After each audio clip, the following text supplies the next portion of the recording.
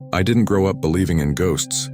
I believed in bad wiring, mold, gas leaks, and the kind of stories board towns build just to entertain themselves. So when people in Briar Hollow whispered about the old Carter house breathing, I chalked it up to the way myths survive in places where nothing ever happens. My name is Lucas Ward. I was 21. The night it happened, still stupid enough to think fear was something you could beat just by pretending you were above it. My friends Evan and Mark were the same. We weren't thrill seekers or ghost hunters or any of that YouTube nonsense. It was October.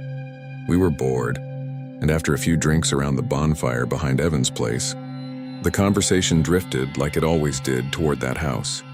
The Carter house sat on the edge of Hollow Creek, 3 stories tall, dark wood siding warped like burned paper.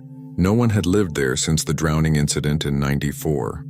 People said the walls sighed at night, that windows fogged from the inside even in winter, that the house made sounds no empty building should make. I thought it was just the wind settling in the rotted structure. That night I offered to prove it. By the time we reached the property, the moon was a cold sliver hung between fast-moving clouds. Our flashlights cut through a thin veil of fog that clung low to the yard like wet wool. The air smelled like old leaves and something faintly metallic like rust or blood. "Maybe both, you hearing that?" Mark whispered as we approached the porch. I stopped. At first it sounded like wind passing through broken shutters, but as we got closer the rhythm became too steady, too slow, too deliberate. A low, drawn-out whoosh followed by a pause, then another whoosh, slightly shorter, almost like an exhale. I swallowed. "It's just drafts," I said, but even I didn't believe myself. We pushed the door open, hinges screaming like something being torn apart. Our flashlights jumped across the entry hall, peeling floral wallpaper, a collapsed staircase draped stiff with age. Dust floated in the air in thick, slow-moving motes as if the atmosphere itself had weight. Then the house inhaled, not air moving around us, air moving through us. A warm draft rolled over my face, carrying the scent of damp wood and something sour underneath, like rot left too long in a closed room. The floorboards under my boots rose just slightly, not enough to lift me, but enough that I felt the subtle shift, like standing on a sleeping animal that stirred under my weight. "Lucas," Evan whispered. That wasn't wind, I didn't answer. My mouth went dry. We moved deeper, flashlights shaking. The walls, the goddamn walls, seemed to pulse faintly, almost in time with the breaths. It was like the house had lungs hidden in its beams. At the end of the hallway was the living room. The moment we stepped in, the air changed. It was thick, heavy, muggy, like standing in someone's open mouth. My skin prickled. I felt the floor hum under my shoes, a slow rhythmic vibration, thump, thump, thump. A heartbeat. I laughed weakly, trying to mask how hard my own heart was racing. Old wood expands, but Evan had already walked up to the wall near the fireplace. "Dude," he whispered, voice shaking. "It's warm." Before I could tell him to step back, he pressed his palm against the faded wallpaper. The wall gave, not like soft wood, not like insulation, like flesh. He jerked his hand away, face drained. It moved. And then the house exhaled. A blast of cold air shot through the room so violently that dust lifted off the floor like a wave. My eyes watered from the sudden freeze, and inside the gust, beneath it, were sounds, not words, gasps, dozens, wet, desperate, ragged gasps like someone drowning just beneath the surface, screaming inside their own lungs. Mark stumbled backward. "Nope, no man, that's not real. That's not fucking real. Guys, we're leaving," I snapped. We turned toward the hall, but the hall wasn't there. Where it should have been was another doorway, leading back into the living room. I stared, blinked, backed up, walked forward again. Each exit, front door, back hall, even the doorway to the attached study, looped us straight back into that same living room. No matter which direction we walked, our flashlights always swept over the same dusty mantle, the same collapsed couch, the same wallpaper peeling like dead skin. "Lucas," Evan whispered. "It's excited." "What?" He was staring at the walls. Shapes were forming, bulges pushing outward under the wallpaper. Fingers, hands, faces, silent, screaming faces. The heartbeat quickened. Thump, thump, thump, thump. Sloshing like something thick moved inside the walls with each beat. The air vibrated.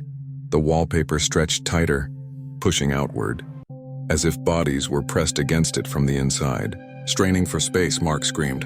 He bolted toward the nearest doorway. For a second I thought he'd escape, but the floor rippled under him like water. His foot sank an inch into the wood before he wrenched it out, staggering as boards bulged like a throat swallowing. "Don't run," I yelled, but panic was already tearing us apart. Another inhale, this time deeper, louder. The temperature rose, humid and choking. The walls expanded visibly, swelling like lungs filling to capacity. Then a crack, a groan. A low, shuddering moan from deep within the structure that vibrated through my bones. The house was preparing for something. The floor trembled beneath us, the wood flexing as if stretched over a pit. The faces in the walls writhed, mouths opening wider, silent screams begging, pleading. Suddenly the floorboards split in a long, jagged line. "Move!" I shouted, but the house was faster. The boards snapped downward, opening like a gaping mouth. The smell that rushed out was putrid, stagnant water, rot, rusted metal, and something far worse I couldn't name. Evan slipped. I grabbed his arm, but his flashlight clattered into the darkness below. Something wet splashed. Then I heard them. Not the gasps this time. Whispers. Hundreds of overlapping, drowning whispers rising from the abyss beneath the floor. Choking, gurgling voices begging for breath they'd never get. "Lucas," Evan sobbed. "Don't let go." The floor jerked again, his fingers slid from mine. He fell, he didn't scream. He didn't get the chance. The darkness beneath swallowed him whole, like water closing over someone's head. Mark grabbed me, nails digging into my jacket. "We have to get out, we have to." The house exhaled again, furious this time. A freezing blast hit us, violent enough that it threw me backward into the wall. I felt something push against me from the other side. Multiple somethings, like hands pressing through, grabbing, exploring the shape of my body through the thin barrier of wallpaper. I shoved off and stumbled toward Mark, but he was already running, trapped in a frantic circle that kept looping him back into the room. Every door shifted subtly, warping, twisting into grotesque versions of themselves as if the house was laughing. I felt the floor swell under my shoes again, rising like a wave. Another inhale. The boards ballooned upward, creaking, stretching until they were almost level with my knees. The house was swallowing again. "Mark," I screamed. "Jump, stay on the beams, don't step on the—" Too late. The inhale ended. The floor collapsed. Mark disappeared in a shower of splintering wood. His scream was cut off instantly, choked into silence as if something pulled him under. I froze. The house was no longer trying to scare me. It was trying to digest me. The heartbeat thundered, shaking dust from the ceiling, rattling the windows. The faces in the walls twisted in agony, mouths opening wider, stretching as if they wanted to warn me or join me. Somewhere below I heard splashing. Churning water, something dragging, something circling. I didn't think, I just ran, but running did nothing. Every doorway still looped back.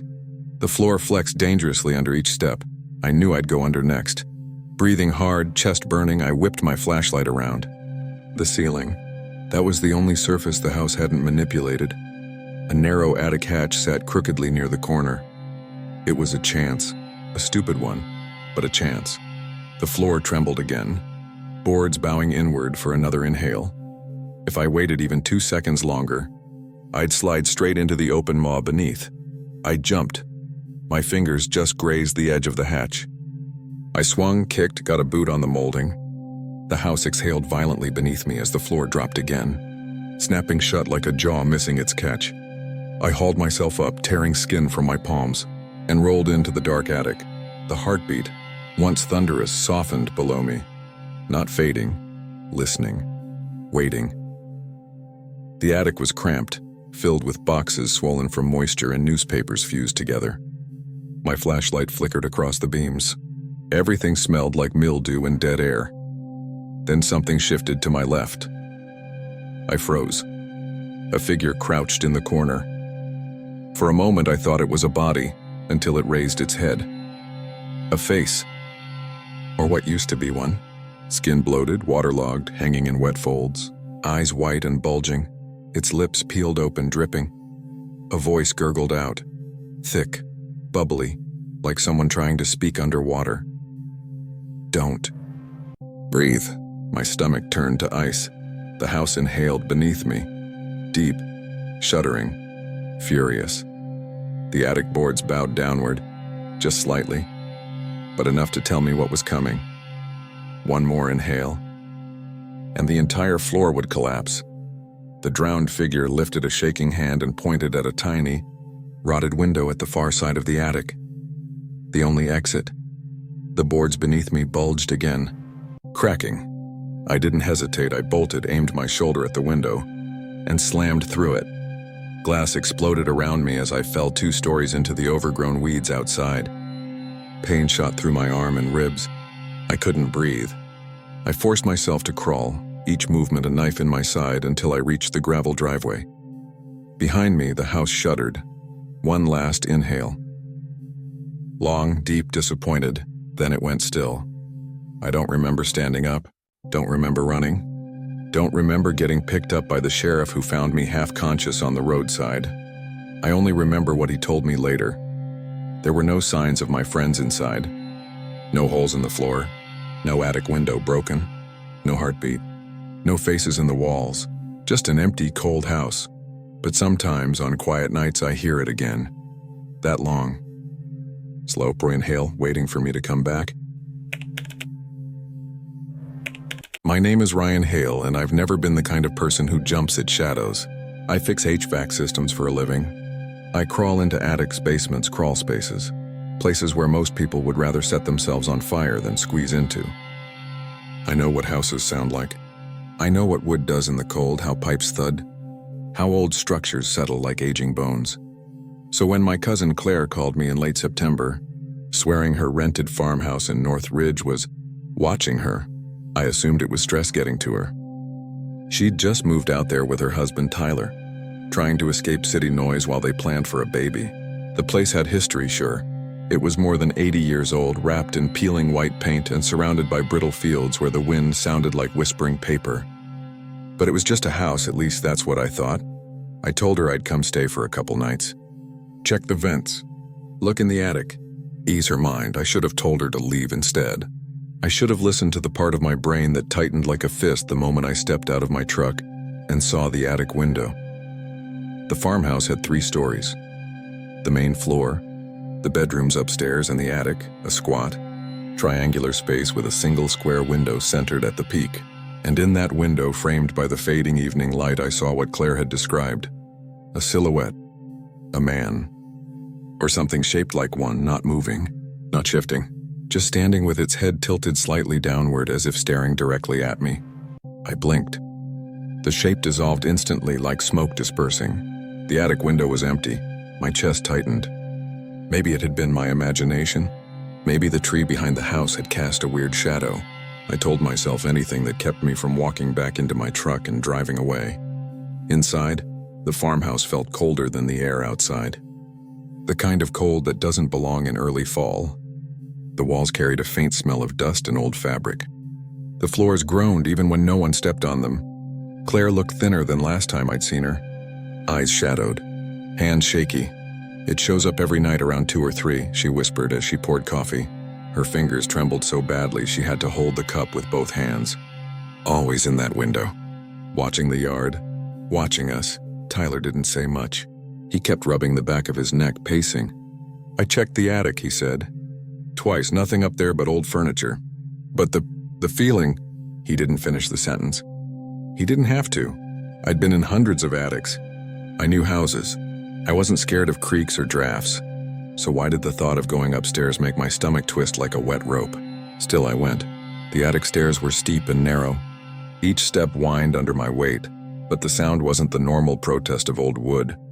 It was slower, almost heavy, as if the steps were complaining about something already sitting on them. The door to the attic wasn't just closed, it was cold. Ice cold. I touched it, pulled my hand away, then forced myself to turn the knob. A wave of frigid air hit my face. My breath fogged immediately. The attic was small and cluttered with old trunks, a rocking chair, covered furniture. Dust hung in the air like suspended ash. My flashlight cut through it in a single beam, revealing nothing unusual. But the temperature wasn't right. Cold settles low. Heat rises. Up here, the cold wrapped around my chest like a wet cloth. Every breath felt wrong. I stepped carefully, scanning. The only window sat black and empty, moonlight spilling through it. Nothing stood there. Still, I couldn't shake the sensation that something had just stepped out of sight, something that had been waiting. I went back downstairs, told myself it was fine, and tried not to think about the way the attic door had seemed to breathe faintly when I closed it, expanding and contracting like something leaned against the other side. That night, none of us slept. We pushed the beds together in the guest room, 3 adults like scared kids at a sleepover. Claire begged me to set up my camera equipment. I'd brought it from the truck, thermal sensors, motion detectors, a decent night vision camera. She wasn't asking for ghost hunting. She just wanted proof she wasn't losing her mind. At 1:30 a.m., the house settled. The lights clicked softly. A cold draft brushed along the floor. Something above us shifted, slow, deliberate, thud, pause, thud, pause. Something walking across the attic floorboards, but not like a person. Too slow, too uneven, too heavy on each step. Tyler grabbed my arm. "No raccoon sounds like that." I didn't answer. I was staring at the attic door down the hall. It pulsed, just once, like something on the other side exhaled. We kept watching the ceiling, listening. I forced myself to stay calm, but every instinct inside me screamed that the thing overhead wasn't pacing randomly. It was tracing our footsteps from earlier, following where we walked, where we stood. At 3:14 a.m., the camera beeped softly. The motion sensor tripped. On the screen, the attic window came into focus. A dark shape formed, a head, shoulders, a man's silhouette. Except the more the figure sharpened, the less it resembled anything human. Its arms were too long, its shoulders too narrow, its torso bending as if made of wet rope. Then it moved. Not walking, crawling. Down the wall, upside down. Its limbs pressed flat against the slanted attic boards, bending backward as if they had too many joints.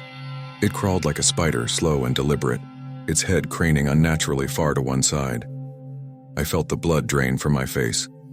Then came the scratching. Right above our room.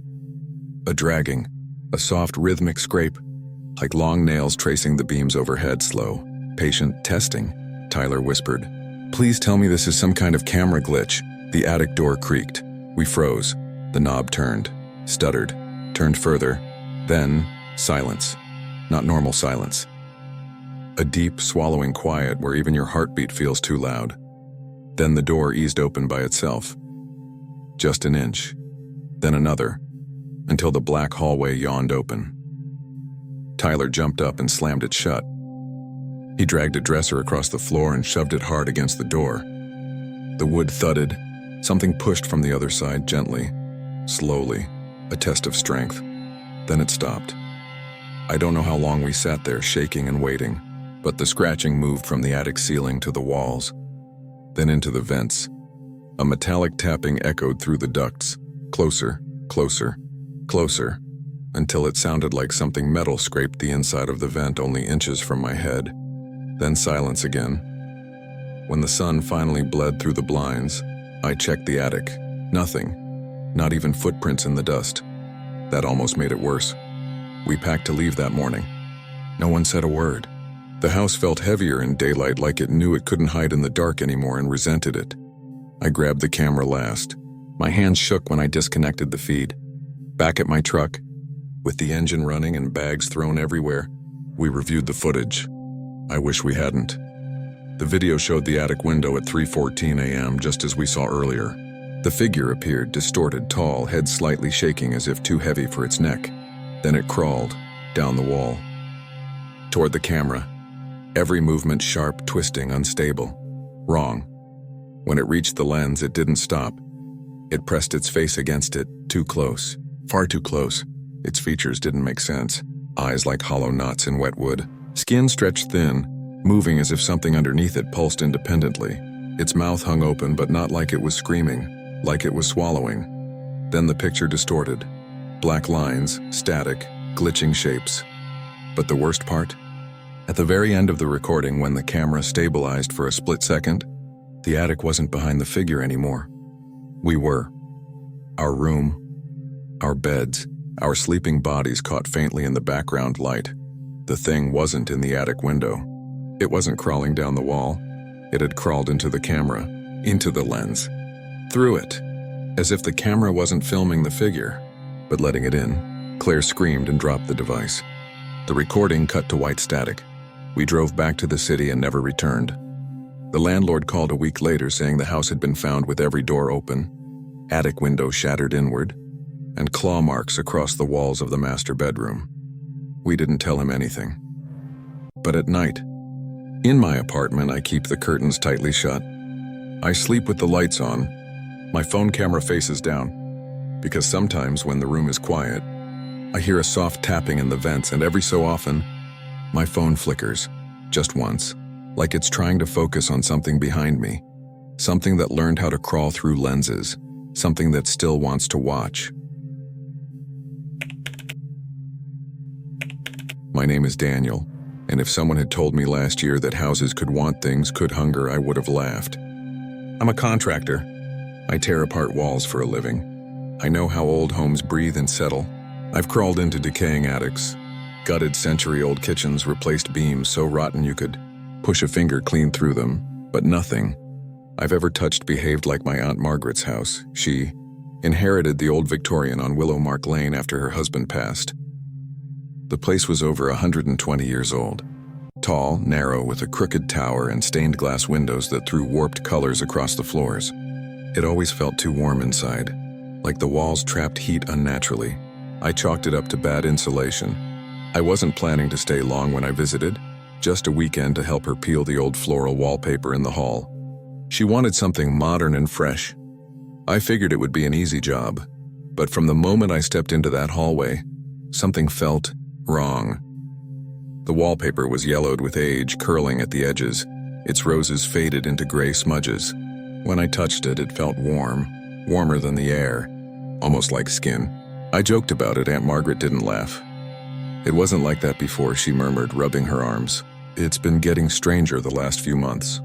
Sometimes it moves. I stopped smiling. She left me with a scraper and a trash bag, eager to get as far from the hallway as possible. The moment she turned the corner, the house exhaled.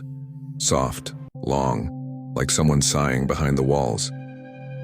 I stood there, frozen. Heat pulsed beneath my palm. Not steady like a furnace, rhythmic, faint, a heartbeat hidden behind plaster. Old houses make weird noises, I muttered to myself. It's fine. It's just fine. But the truth was already gnawing its way into me. I started scraping near the baseboard. The wallpaper peeled off easily, too easily, as though the glue had melted. Underneath, instead of clean plaster, I found scratches, thin ones at first, then deeper, dozens, hundreds. They created patterns, curved lines, scattered marks, and then something I recognized, letters. I leaned closer, brushing away crumbled flakes of plaster, names, dates, and next to each date, the word missing. Some entries were more than 60 years old, others just months. Something cold slid down my spine. At first I thought it was a joke, a sick one. Maybe a previous owner had some twisted sense of humor. But the deeper I scraped, the more names appeared, layer after layer carved into the wall, each set deeper than the last, gouged in with such force the plaster bubbled around. Them? Then something whispered. It came so softly I almost convinced myself. It was old plumbing. A sigh behind the wall, then another, then a faint string of words so weak I had to hold my breath to hear them. Please. My knuckles went white around the scraper. Hello? I whispered before I could stop myself. The whisper came again, wet, ragged, like a mouth filled with dust. Let out. I stumbled back so fast the scraper clattered to the floor. The wall trembled slightly, the wallpaper rippling outward in a tiny wave, as if something slid beneath it. Jesus Christ. My heart hammered against my ribs. The house felt smaller suddenly, the hallway shrinking around me. I swear, just for a second. The roses on the wallpaper shifted, curling like they were blooming into fresh red petals. I forced myself into the kitchen, pretending nothing was wrong. Aunt Margaret noticed the dust on my clothes and asked if everything was going okay. I lied. That night I slept in the guest room, but sleep refused to come. The walls clicked softly, then scratched. It sounded like tiny fingernails dragging across wood. Sometimes the noises paused, then returned closer, as if whatever made them was feeling along the walls looking for a weak spot. Around 2 a.m. I heard a faint crackle, the wallpaper. Moving. I held my breath, listening. Whispers slid through the hallway, dozens of voices, all begging, all clawing through the thin barrier between us. Help, please help. Oh, not dead. Still here. Something scraped the inside of the wall. Slow. Desperate. Then the voices rose suddenly, crying, panting, choking sounds, like people drowning inside the plaster. A chorus of agony. I sat upright, shaking. Then came the tearing, sound long, wet, like fabric and flesh ripping. Together, I grabbed my phone and rushed into the hallway. The wallpaper had torn itself open from ceiling to floor, not ripped down, torn outward, like something inside had pushed its way forward and peeled it apart. The edges curled back like flayed skin. Behind it was a hollow cavity running the length of the house. The stench hit me first, rot, breath, damp earth, a sour metallic odor that burned the back of my throat. The flashlight beam shook in my hand as I aimed it into the cavity. The inside surface wasn't smooth. It was scratched, carved, torn. Hundreds, no thousands of fingernail marks clawed into the wood and plaster. Deep gouges, frayed splinters, streaks that looked too much like dried blood to be anything else. Something shifted deeper inside. I jerked back, tripping over the fallen wallpaper. The movement wasn't human. It flowed, like something without bones slithering through the narrow space. A soft thud echoed like a head hitting wood. Then a wet drag and a faint broken laugh. My blood froze. Aunt Margaret screamed behind me. I ran to her room, but she was frozen in the doorway, staring past me. When I turned, the cavity was shrinking, closing itself, plaster reforming like living tissue. The torn wallpaper pulled itself tight, seams knitting back together until it was smooth and perfect once again. Perfect. Except for one new line, a fresh carving pressed into the still wet plaster beneath the paper. I could see the outline faintly. Letters, forced in with such pressure the wallpaper bulged outward. Ew. House takes whoever listens. I stepped backward. We need to leave. Now. Right now. But Aunt Margaret didn't answer. She stood still, head slightly tilted, eyes wide, staring at the wallpaper like she was listening to a lullaby only she could hear. Margaret, I said, grabbing her arm. Look at me, we have to go. Her lips parted slowly. They're so lonely, she whispered, voice distant, dreamy. They said they just want someone to stay. I pulled her, but she didn't move. The wallpaper behind her bulged just slightly. A breath expanding, then another. A faint imprint pushed outward, the shape unmistakable. A face. Pressing from inside the wall, another face appeared. Then another. Their features soft, distorted, smearing like they were trapped behind thin ice. Their mouths opened, not whispering now, screaming. I yanked Aunt Margaret with everything I had. She snapped out of it long enough to stumble with me down the stairs and out the back door. We didn't stop running until we reached my truck. As we drove away, every window of the house fogged from the inside, as if faces were pressed against the glass watching us leave. I got her out. I thought that meant we were safe. But 2 nights later, I woke up in my own apartment to a faint noise, a soft, papery rustle, like wallpaper shifting. I turned on the light. On the far wall of my bedroom, the paint bubbled slowly, rhythmically, as if something behind it was breathing, and underneath the paint, faint but unmistakable. Scratches, letters, a fresh line forming right where the wall pulsed the deepest. The house takes whoever listens. Haven't slept since, and I'm terrified that the next time I hear whispers inside the walls, they'll be calling me by name. My name is Aaron, and the winter I turned 17 was the first time I learned what real fear feels like. Not the cheap kind from movies or haunted houses, but the quiet, creeping kind that gets into your bones and stays there. My grandmother lived alone in an old 2-story house just outside Marrow Creek, the kind of place everyone in town said was charming because they never had to spend a night inside it.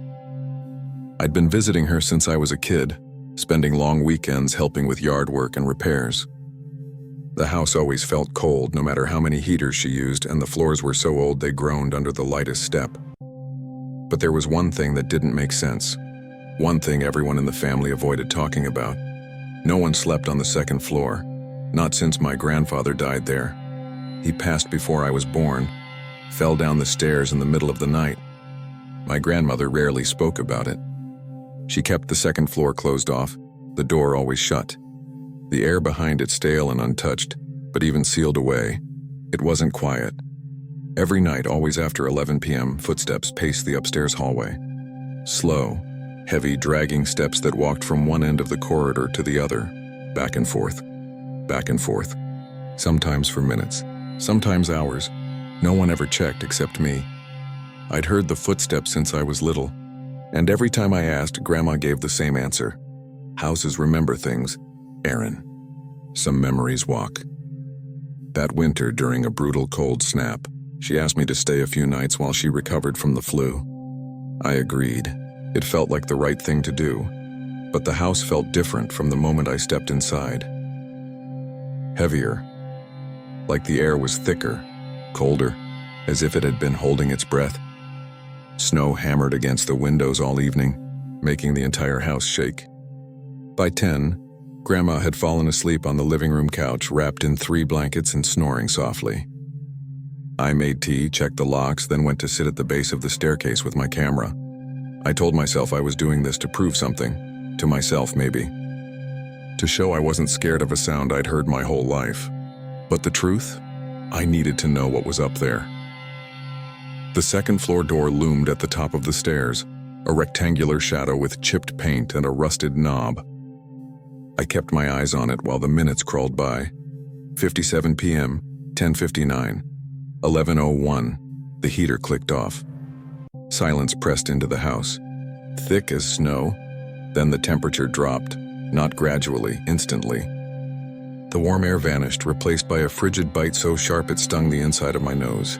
My breath turned white, and then, 11:02 p.m., the footsteps began, soft at first. Almost gentle, one step, another, a long pause. Then 2 more, slow, heavy, deliberate. I felt the vibrations through the banister, dull thuds in a steady rhythm. Then the pacing started. The silhouette of those footsteps moved back and forth behind the walls. The boards creaked in slow arcs, as though someone dragged their weight from one end of the hall to the other. My camera was rolling, but my hands shook too badly for me to hold it steady. The footsteps grew faster. The boards groaned louder. Something above me began to run, fast, heavy, back and forth across the corridor. My heart slammed against my ribs. I pressed myself into the steps, praying the noise wouldn't come closer. Then everything stopped, right above me. The step directly overhead groaned under a weight that was far too heavy for any living person.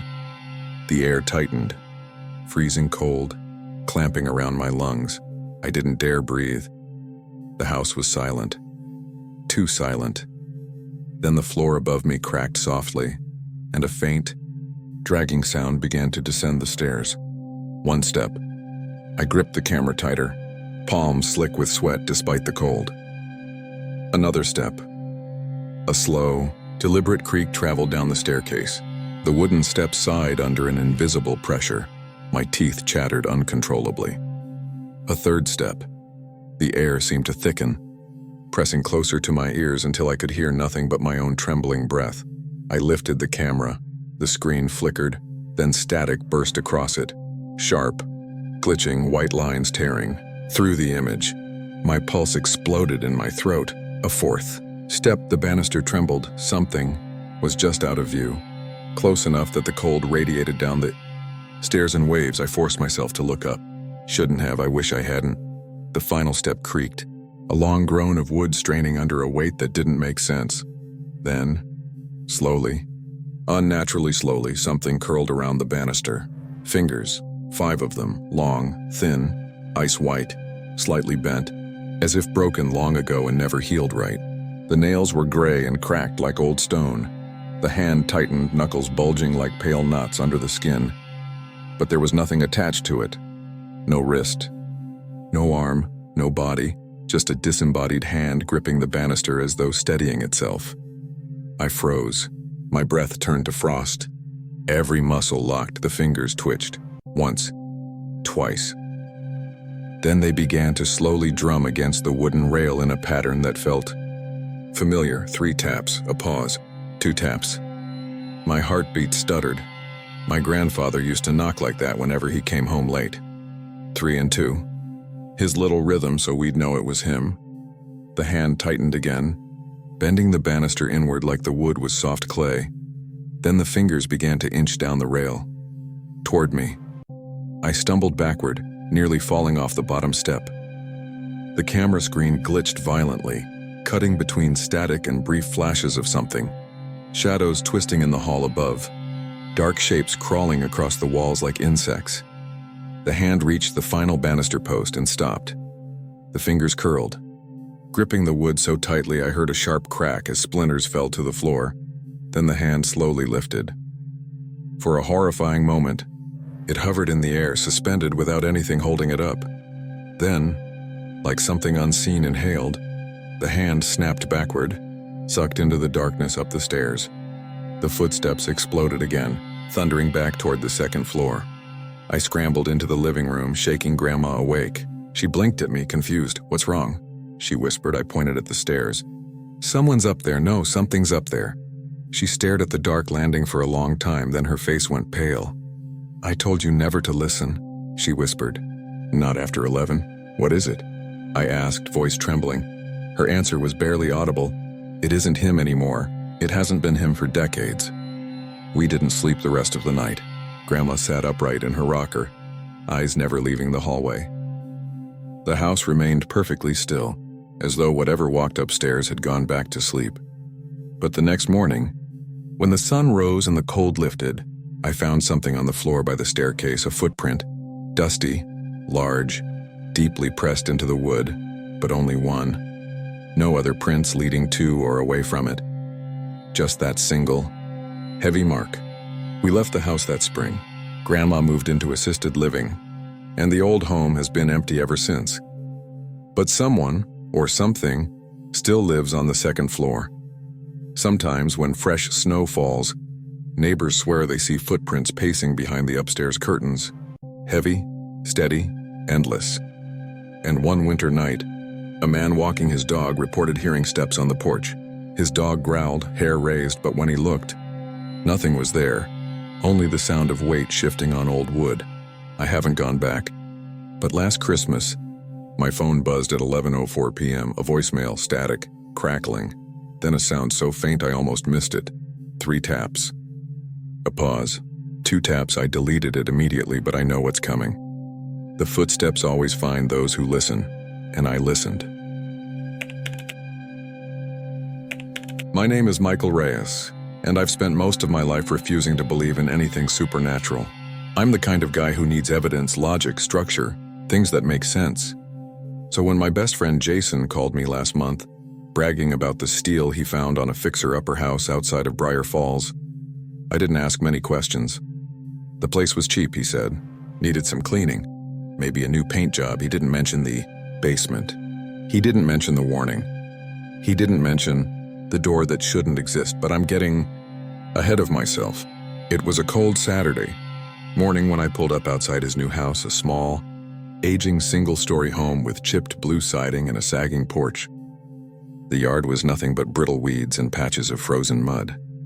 Despite the porch light flickering weakly, the house looked hollow, like something was missing inside it. Jason jogged out to meet me, waving excitedly despite the freezing air. "Dude, wait until you see the place. It's not as bad as the pics." "That's never a good sign," I muttered, slamming my car door. He laughed, but his smile faltered for a moment, just long enough for me to notice. Inside, the house was small and cramped but manageable. The kitchen smelled like dust and old metal. The living room floor creaked with every step, and the air carried a faint chill that didn't feel connected to the weather. "Heat doesn't really work yet," Jason said, rubbing his hands together. "But check this out." He led me to a door near the kitchen, a narrow wooden door with peeling white paint and an old brass knob. It didn't look special, but the message scrawled across it stopped me cold. Written in chalk, shaky letters, "Do not go past the third room." I blinked. "Dude, what is that?" Jason grinned nervously. "Probably the previous owners messing around. Found the place unlocked when I bought it. Some kids probably broke in and wrote crap on the doors. Or," I said, "it's a warning." "Yeah, that's what makes it fun." He opened the door before I could argue. The smell hit first. Cold, damp, earthy, like soil freshly dug from the ground. The air that rolled out of the stairwell felt wrong. Wet and heavy, like it belonged underground, far deeper than any basement should be. "Lights are still good," Jason said, flicking the switch. A dim, trembling bulb lit the wooden steps spiraling downward.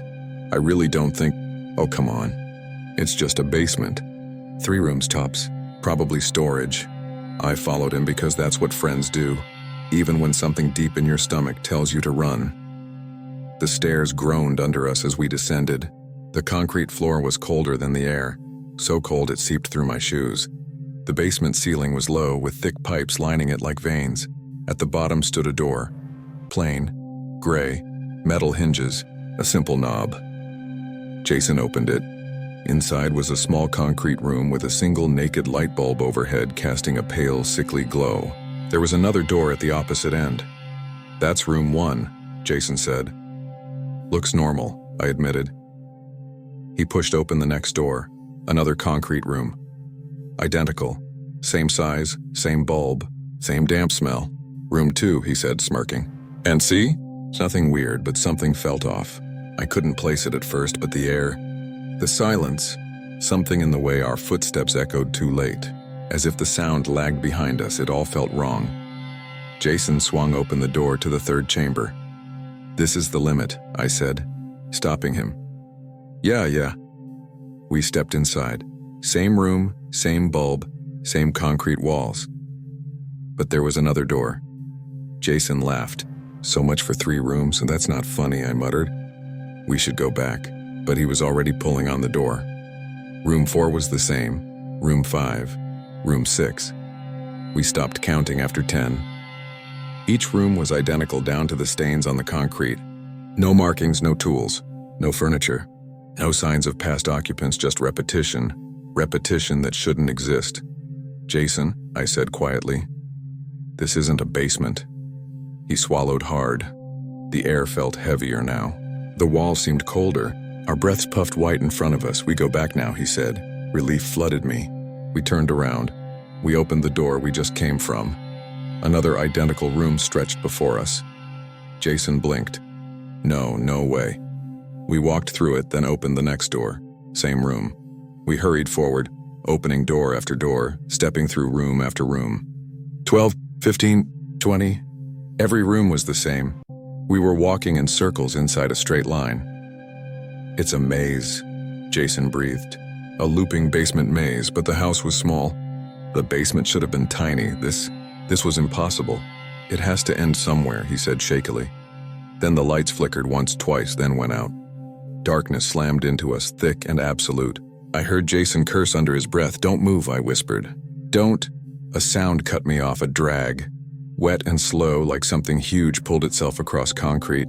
Then, another drag, closer. The air grew thicker, warmer now, humid, like breath. The dragging sound escalated into a heavy, uneven crawl. I grabbed Jason's arm. "Run!" We sprinted blindly, slamming into walls, fumbling for the next door, the next room. Every time we pushed through a doorway, the dragging behind us grew faster, like claws scraping concrete. My lungs burned. My legs shook. Panic clawed inside my chest. We burst into another room and the lights flickered back on. Jason froze. There was no staircase. No exit, only another door. "We're going the wrong way," he whispered. "We have to be. We're stuck," I said hoarsely. The dragging noise stopped. The silence was worse. Then something exhaled behind us. Cold wind hit the back of my neck like icy fingers. Jason spun around. Nothing, but the concrete floor behind us had a smear of dark, wet mud that hadn't been there before. Something enormous had crawled through the room. I grabbed Jason. "Move!" We tore through more doors, screaming for help, praying for an exit. Every room felt smaller than the last, ceiling lower, air thicker. The lights flickered constantly, buzzing like dying insects. My limbs felt frozen, heavy, pulling downward. Then the dragging noise returned. This time, faster, closer. Like whatever followed us was done waiting. We burst through another door and stopped dead. The staircase wooden, familiar, leading up. We're out, Jason cried. We sprinted up the steps 2 at a time, lungs burning, hearts racing. We slammed through the basement door and collapsed onto the kitchen floor. Silence. The normal kind. The house felt warm again. The lights steady, the air breathable. I stood shakily and turned toward the basement door. The chalk message had changed. Where it once said, "Do not go past the 3rd room," there was a new line. Fresh, jagged handwriting carved deeper into the wood. Too late. It knows you now. I backed away slowly. The basement door quivered, just slightly, like something tapped it from the inside. We left that night. Jason never went back. The house sits abandoned now, its windows boarded up, basement sealed with chains. But 2 weeks after we escaped, I heard something in my apartment building's laundry room. A faint dragging sound, slow, wet, pulling itself across concrete. It stopped behind me. I felt warm breath against my ear and something whispered, "Room 4. I dropped the laundry basket and ran. Haven't gone back down there since. But last night, I woke up to a sound coming from my hallway closet, a door creaking, opening, and the faint smell of wet soil. The maze doesn't stay underground. Once it knows you, it follows. I've always been drawn to abandoned places, old estates, museums that smelled of dust and varnish, the kind of places where history seemed to stick to the walls like cobwebs. I'm not a ghost hunter or some thrill seeker for YouTube clicks. I like seeing the stories that time forgot. That's why I found myself standing in front of the Dunbridge Estate Museum that October evening, the chill crawling up my neck despite the mild autumn air. The museum was hosting a special exhibit, the Hall of Portraits, featuring the Dunbridge family lineage, wealthy and influential in the 1800s. The pamphlet I'd picked up at the entrance had one cautionary line written in bold letters. Visitors are advised never to walk alone in the portrait hall. I laughed at it. I always laugh at warnings. Rules are made to be tested, aren't they? I told myself it was just an old superstition, the kind that wealthy families invent to make their history feel more alive. But I ignored the little warning and stepped inside, my flashlight cutting a narrow beam through the dim corridor that led to the portrait hall. The air smelled of oil paint and decayed wood. Dust motes floated lazily in the flashlight beam, like tiny specters. I flicked the beam over the portraits as I walked, studying each face. Some were solemn, some smug, some proud, but all shared a certain quality that unsettled me. Their eyes seemed alive. Not just painted eyes, but eyes that watched, eyes that followed.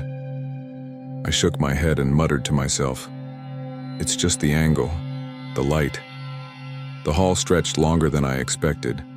Dozens of portraits hung along the walls, and as I moved, I began to notice a pattern. Every portrait featured a member of the Dunbridge family, each more aristocratic than the last, and all had eyes that seemed to linger on me a fraction too long. When I looked at a painting, then turned away, the eyes seemed to adjust, like they had just moved to keep watching. I shrugged. My imagination was running wild. That's all. Halfway down the hall, my flashlight flickered violently, plunging me into brief darkness. My heart jumped and I caught my breath. The room was silent except for the faint hum of the heating system. When the beam returned, I froze. One portrait had changed. The man in the painting, once a stately profile, chin raised arrogantly, was now staring directly at me. Eyes wide, mouth slightly parted, his painted hand seeming to reach toward the frame. I took a step back, telling myself, it's just a trick of the light, or a shadow. The frame tilted. Anything. But I felt a cold sweat prick at the back of my neck. I picked up my pace, trying to convince myself I was imagining things, but the hallway seemed to stretch longer with every step. Another flicker of my flashlight, and another painting changed. This time, a woman in a velvet gown shifted her gaze from the floor to me, her painted fingers curling toward the edge of the frame. My pulse was hammering. I turned to leave, but the exit at the far end of the hall seemed farther away than it should have been. And then, slowly, deliberately, I realized something. All the portraits had changed. Every single one. Every family member now stared directly at me, eyes locked, fingers reaching out. They weren't just looking, they were waiting. I began to run, flashlight bobbing wildly, the beam illuminating faces twisted in silent anticipation. My footsteps echoed in the hall, louder than they should have been, and yet I could swear I heard other footsteps, faint, soft, deliberate, mirroring my own. Another flicker. My stomach dropped. One of the portraits, no, not one, every painting, was moving. Not in some subtle, cartoonish way, but fully, horrifyingly, reaching toward me.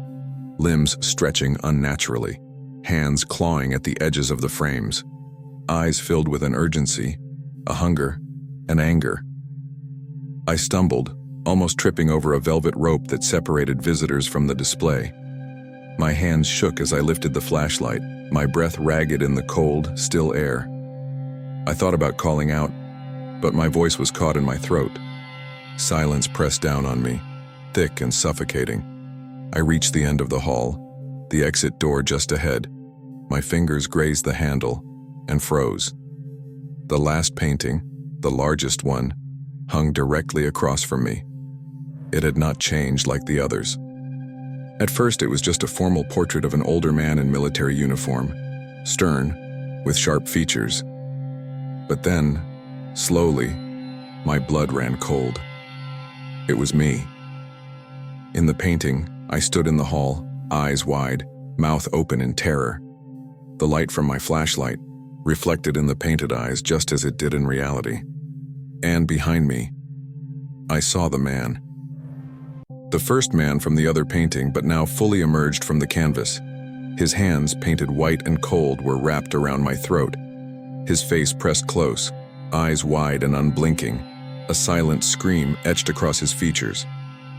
I spun around. Nothing. The hallway was empty. My heart felt like it would burst through my chest. My flashlight fell to the floor, flickering weakly.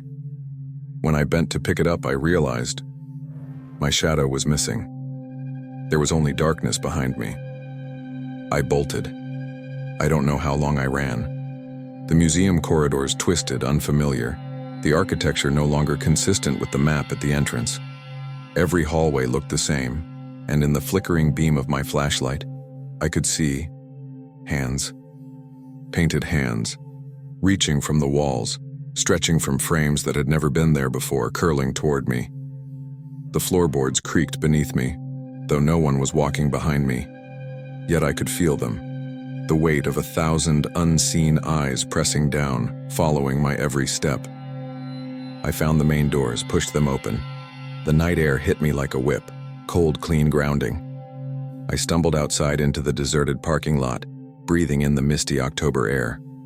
Behind me, the museum loomed, silent again, as if nothing had happened. My flashlight flickered and died. I called the police. I called the museum staff. No one answered. The Dunbridge estate had a caretaker who lived on site. They all denied anything unusual ever happening in the portrait hall. They said I must have been tired, imagining things. Maybe I was, I didn't care. I left. I drove away and didn't look back. Weeks later, I received a package in the mail. No return address. Inside, a small photograph. It was me, standing in a dimly lit hallway, eyes wide, frozen in terror. And behind me, indistinct in the grainy light, were dozens of faces pressed close, fingers reaching, stretching impossibly far. I never went back. I never will. But sometimes late at night I can't help but wonder. When I close my eyes, do they watch me still? Are the painted hands creeping closer with every blink? And most of all, do I belong in that hall now, trapped forever in someone else's portrait, reaching from the canvas, waiting for the next person who dares to ignore. The rules, I don't know, but I can feel them always. I've always been curious about the places no one talks about. Not the famous haunted mansions or decrepit asylums, you can find those stories online, but the quiet, overlooked spaces, the ones people avoid without ever knowing why. That's why I ended up at the Holloway boarding house that November. It wasn't a fancy place, just a tired brick building that had seen better decades. But the caretaker, an old man named Mr. Langley, had mentioned a spare room that no one ever rented. "Room 7, he said, his voice low, hesitant. "No one stays there. Not because it's haunted. Not exactly, it's silent." I laughed at the word silent. Every room is silent when there's no one in it.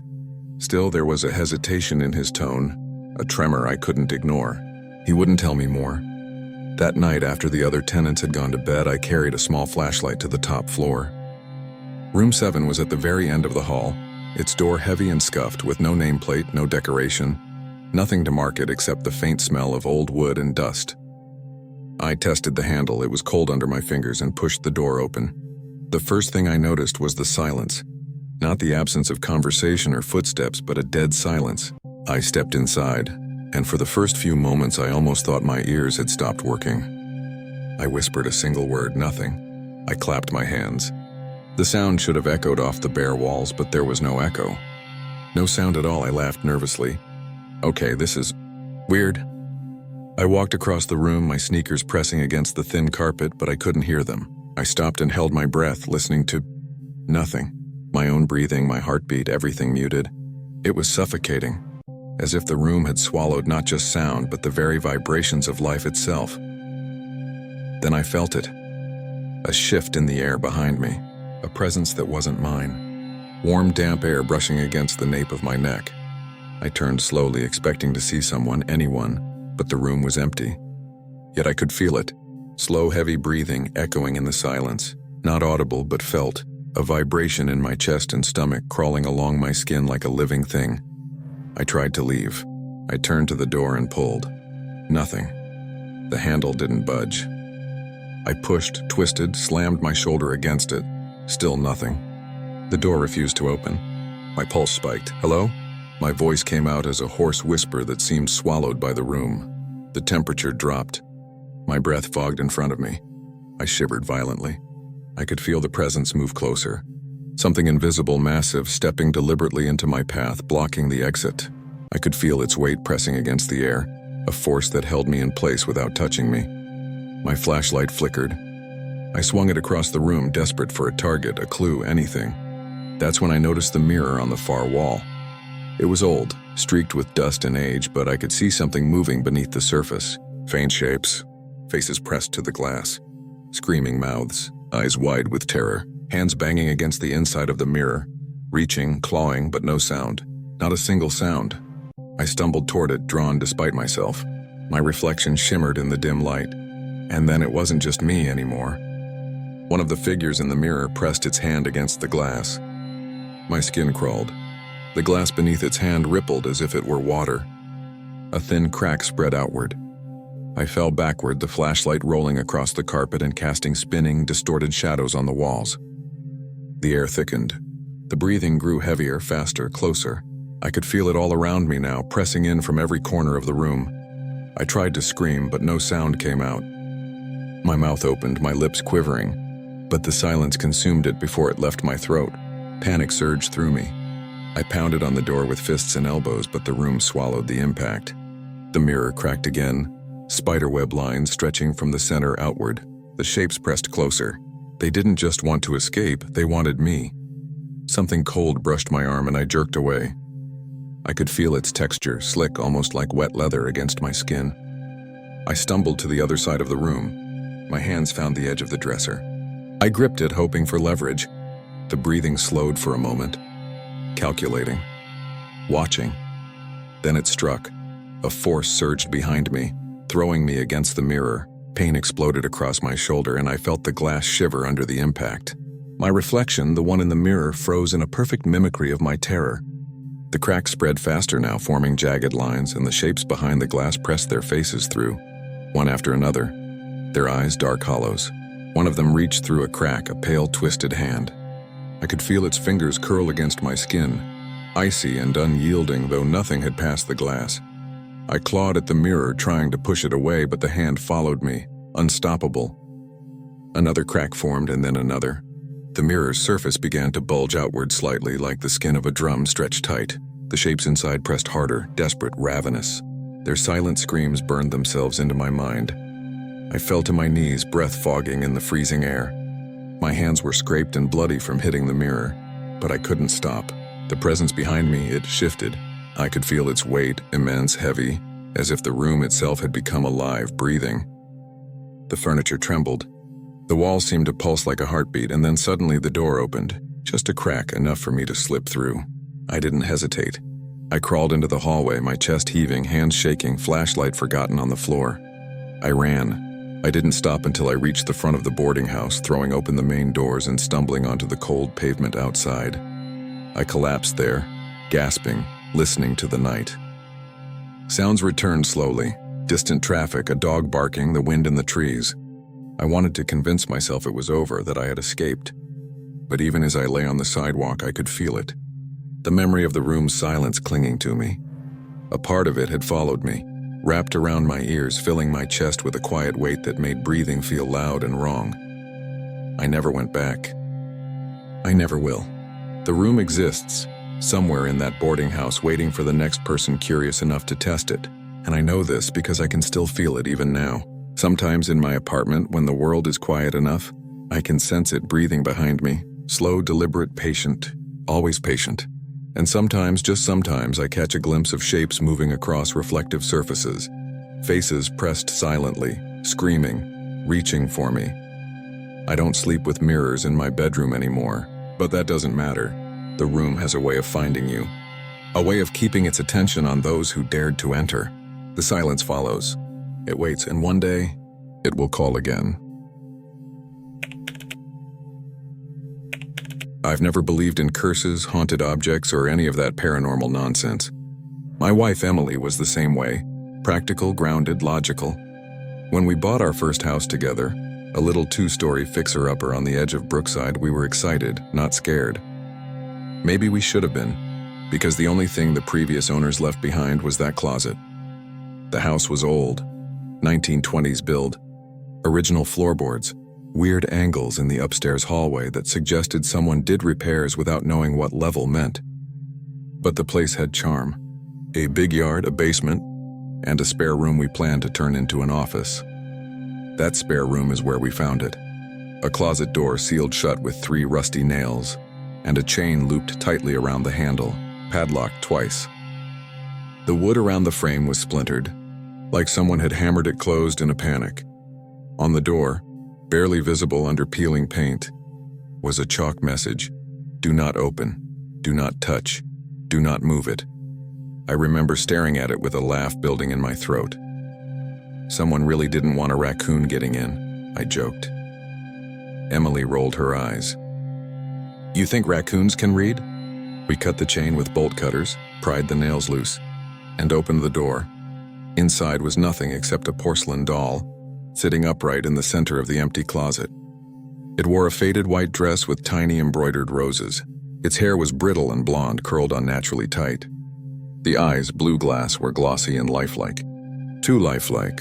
A tag hung from its wrist with a name handwritten in looping cursive: Mara. "What do you think?"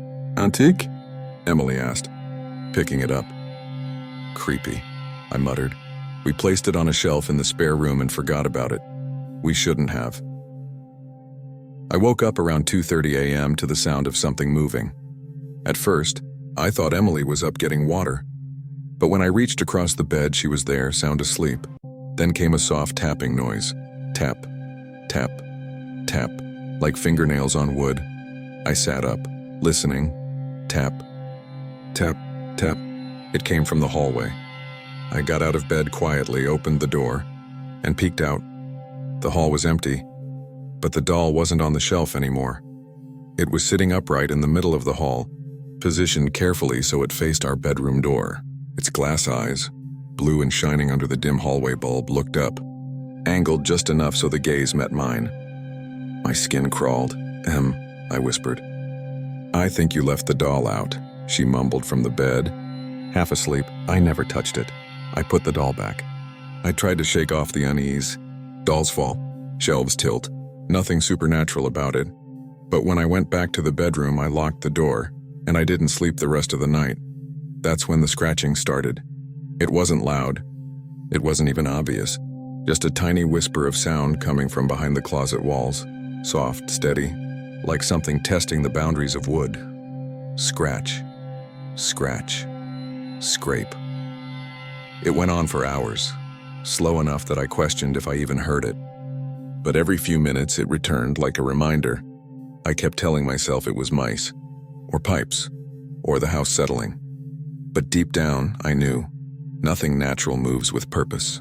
Nothing natural pauses, then continues exactly where it left off. Emily claimed she didn't hear it. I didn't push her. Maybe I didn't want her to.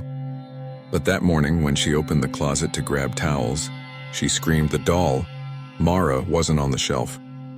It was again sitting outside the closet, on the floor. But this time its head was tilted backward at an angle no doll should be able to hold. As if looking up at the ceiling, as if tracking something above it. The tag on its wrist no longer said Mara.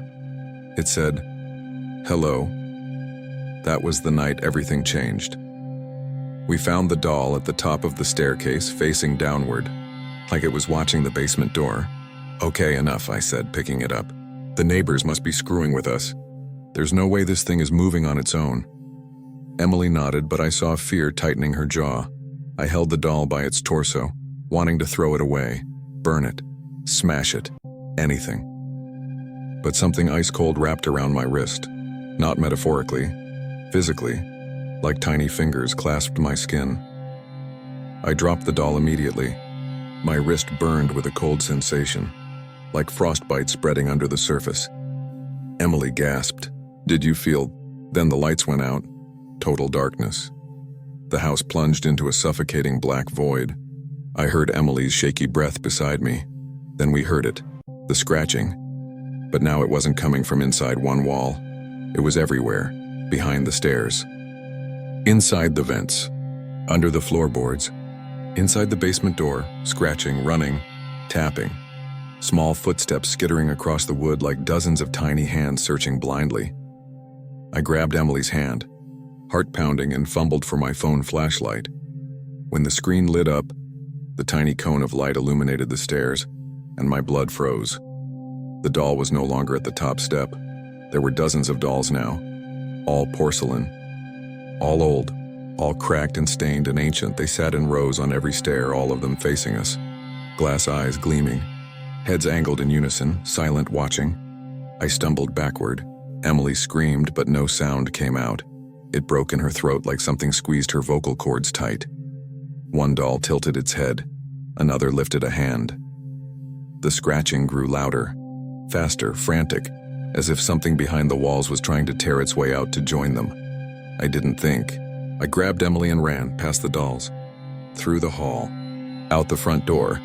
We didn't stop running until we reached the neighbor's house 2 doors down. We called the police, but when they entered the house, they found nothing, no dolls. No scratches, no chains, no sealed closet, not even Mara. The officer shined his flashlight across the empty stairs and shrugged. Probably a prank, but I knew. I knew the dolls hadn't vanished. They had simply moved again. We didn't sleep in that house another night. We packed essentials and left immediately, but the story doesn't end there. Because the next morning, outside our apartment in the city, sitting neatly on the welcome mat, was a single porcelain doll, Mara, her dress still white, her curls still golden, but this time she wasn't looking up. She was looking straight into our apartment. And the tag on her wrist read, "Miss me." We moved again, and again. Each time the doll found us, sometimes on a doorstep, sometimes in a mailbox, once on the dashboard of my locked car, and once, God help me, in our bed. But last night was the worst, because when I woke up, when I turned on the bedroom light, when I looked around the room, I didn't see one doll. I saw hundreds, every inch of the floor, every corner of the ceiling, every surface, all of them facing me, all of them waiting, all of them smiling. I don't know what Mara wants, I only know this. She's not done and she's not alone. I've always been fascinated by the idea of seeing the future, not in some mystical fortune teller way, but in the quiet, clinical sense of observing what's coming. Moments just ahead, like catching the ripple before it hits the water. That's why when my friends suggested a haunted house tour in the outskirts of Salem, I agreed. I didn't believe in ghosts. I didn't believe in curses. I believed in observation, and I thought it would be fun. The house itself was a crumbling Victorian on the edge of a narrow road, surrounded by overgrown hedges and trees whose branches scratched like fingers against the siding. Inside, the air smelled of mold and decay, and the floorboards groaned with every step. Our tour guide, a wiry man in a threadbare suit, led us through the dusty corridors, narrating the house's history with practiced gloom. He mentioned tragedies, disappearances, strange sightings that residents claimed to experience, but I was too distracted by the peeling wallpaper and spiderwebs to care much. It was only when we reached the master bedroom on the second floor that my curiosity piqued. A tall, ornate mirror dominated the far wall. Its gilded frame was cracked and faded, with intricate carvings that resembled twisting vines. The guide paused and spoke in a low voice. This mirror, he said almost reverently, came from a house where people saw things before they happened, moments in their own future. Some didn't like what they saw. I chuckled under my breath. Of course, another haunted object, another tourist trap. But something about it drew me closer. Maybe it was the way the glass seemed unnaturally clear despite its age, or the cold that emanated from it like a shadow in the room. I stood in front of it, my reflection staring back. For a moment, everything seemed normal. The light from the cracked window hit the surface and I saw myself. Disheveled hair, a flannel shirt, and that slight smirk I always wore when I was bored. Then, almost imperceptibly, something shifted. The reflection lagged behind my movements as if the glass were showing a room slightly out of sync. I blinked. The reflection wasn't me. It was the same room, but slightly different. A book that had been balanced on the edge of the dresser had already fallen. The curtain, which I hadn't touched, moved slightly inward. I laughed nervously. It's a delayed reflection, I muttered. Old glass, probably, but then I noticed it. In the reflection, I was standing there, and behind me something tall and faceless loomed. Its form was vague, like smoke shaped into a human, featureless but unmistakably humanoid. One elongated hand reached slowly toward my shoulder. I spun around. Nothing. Just the same dusty room, empty except for the mirror. My heart started to hammer, irrational fear seizing me. I looked back at the glass. The figure had moved closer. Step by step, it approached me. Its hand stretched farther, fingers curling like claws. The temperature in the room seemed to drop sharply, my breath puffing in the cold. Okay, I whispered to myself. It's just some trick. But every instinct screamed at me, look away and you're already too late. I watched, frozen, as the reflection showed me taking a small step backward, but I hadn't moved. My body was rooted to the floor, heart hammering, eyes wide with disbelief. The creature's hand pressed against the mirror, distorting the surface slightly as if testing the boundary between our worlds. The reflection was no longer showing 10 minutes into the future. It was showing me being pulled toward it.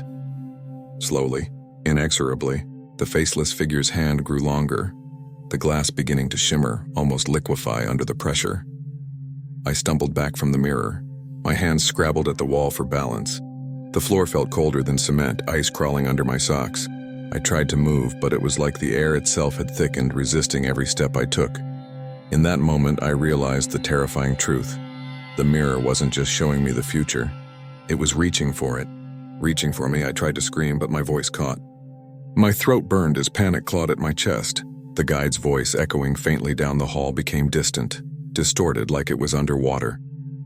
Then, just as the creature's hand in the reflection brushed my shoulder, the world around me warped. My surroundings twisted, colors bleeding into shadows, and the glass of the mirror rippled violently.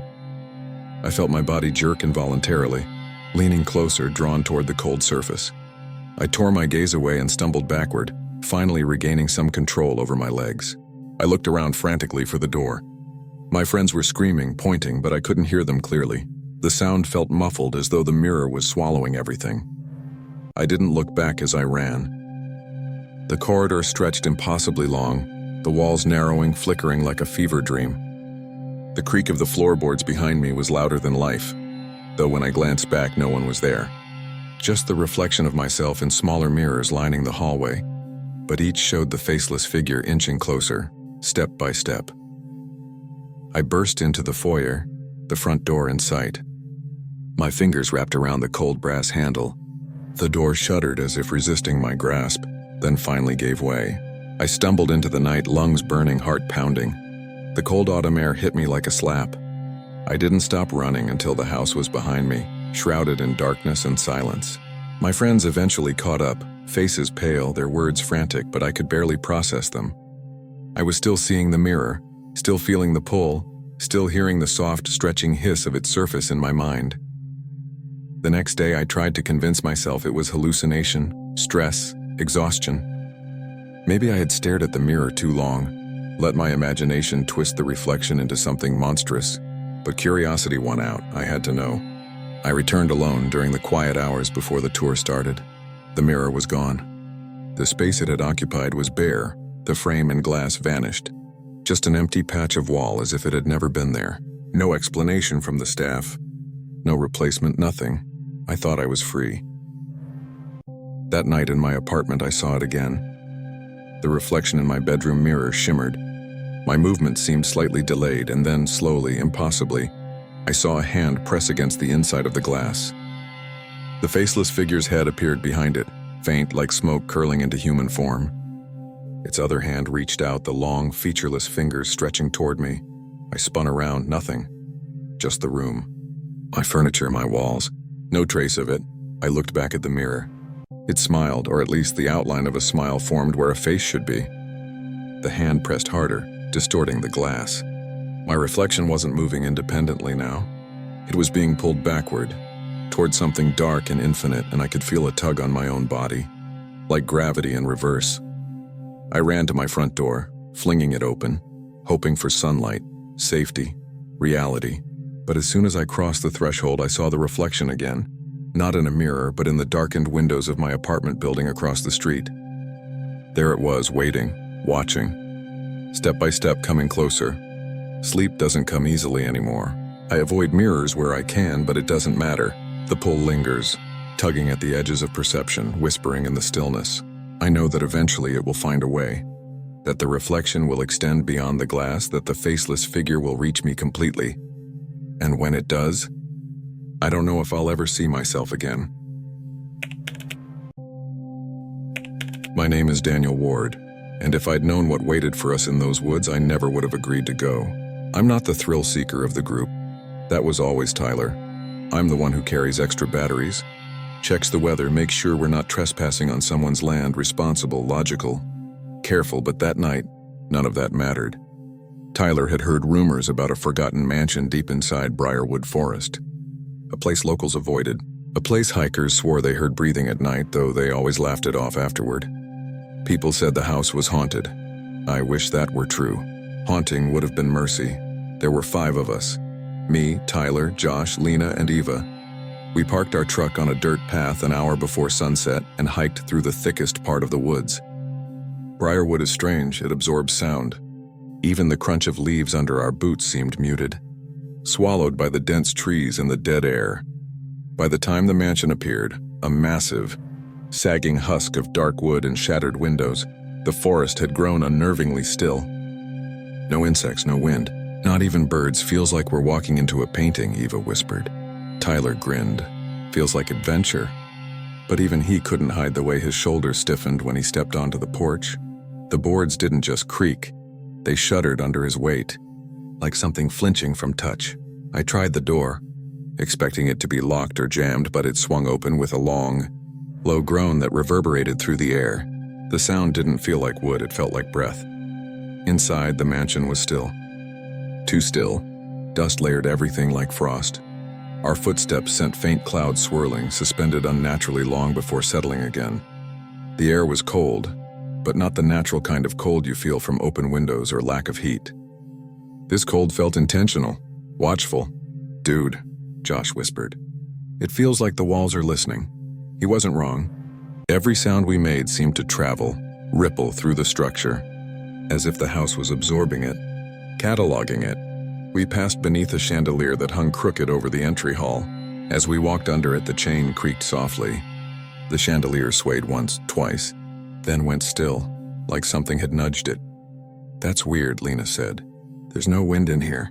I swallowed, trying to pretend I hadn't seen the dust beneath the chandelier drift upward, as if pulled toward it. We ventured deeper, our flashlights slicing through the gloom. That's when the doors began to open on their own, not all at once. Not dramatically, but quietly, like polite invitations. A door at the end of the hall clicked, then swung open an inch. Another to our right eased open as we passed. Each time, the air shifted with a soft exhale brushing against our skin. "Draft," Tyler muttered, "but drafts don't open heavy. Wooden doors one by one. Drafts don't make floorboards tremble beneath your feet like muscles waking from sleep. Drafts don't make houses groan." The first sound came from somewhere deep within the mansion, a long, low moan that vibrated through the walls and into our bones. It wasn't the cry of something trapped. It was the sound of something stretching. "Guys," Ava whispered, "I think the house is moving." We froze. The chandelier above us rattled again, harder this time. Dust sprinkled from the rafters like dandruff. The floor beneath us swelled slightly, rising a fraction before settling again, like the inhale and exhale of something enormous. "You feel that?" Josh whispered, voice shaking. I nodded, unable to speak. The house groaned again, longer, deeper, almost hungry. That was the moment everything clicked. The house wasn't haunted, it wasn't cursed, it wasn't abandoned, it was alive. "Run," I said. No one argued. We sprinted back toward the entry hall. But the corridor stretched longer than before. Doors on either side slammed shut in rapid succession. Bang, bang, bang, like a row of teeth snapping closed. The floor buckled under Josh, pitching him forward. He hit the ground hard and screamed when the boards beneath him began to crack open like lips parting. "Jump!"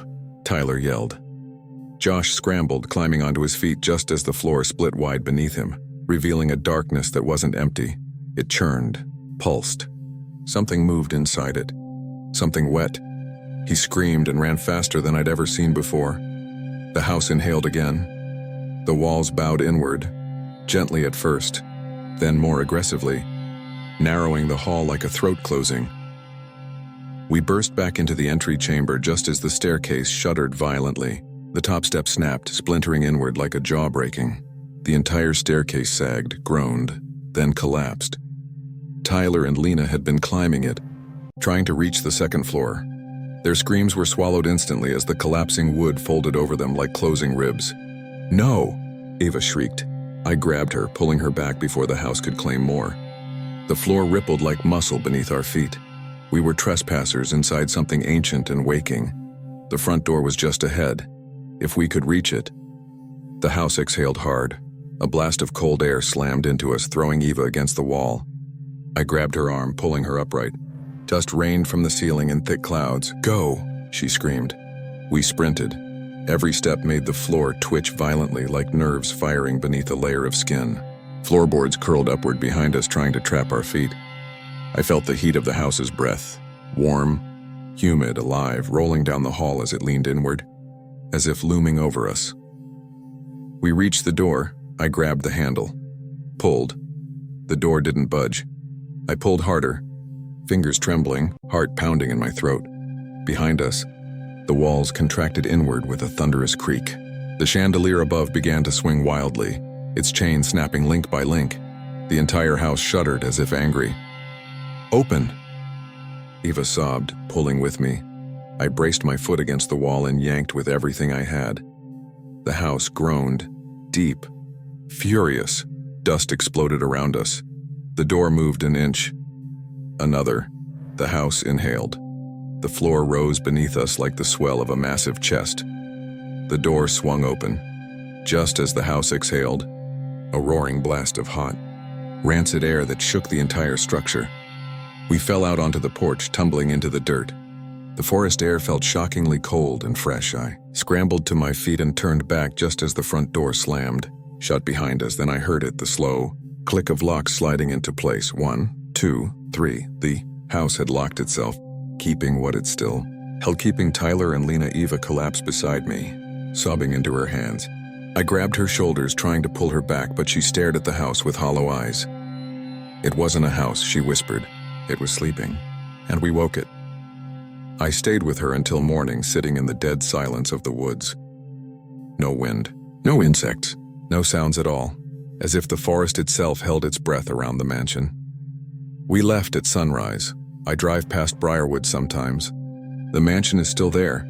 Every window dark, every door locked tight, every board pulsing faintly when the wind isn't blowing. Sometimes, I swear I hear groaning from inside. Not ghosts, not spirits, just a massive old thing settling back into its sleep, waiting for its next meal to walk inside.